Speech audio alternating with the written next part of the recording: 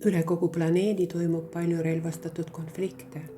Hukkuvad inimesed, sealhulgas ka riigijuhid. Mis toimub meie maailmaga, mis toimub meie planeediga?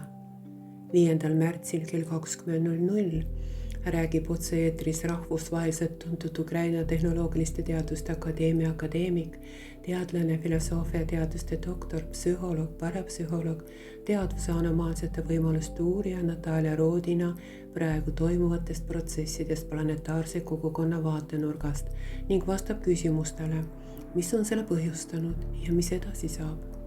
Armsad kuulajad, otse-eetrit vene keeles on võimalik vaadata ja kuulata juurde lisatud lingilt ning eesti keeles on võimalik kuulata ainult sünkroontõlkena Zoomis, vaadates hääletult otse-eetrit.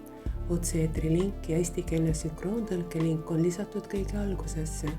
Tõlget ei lindistata, meeldivat jälgimist, kuulamist ja kaasamõtlemist. Kohtumiseni Zoomis.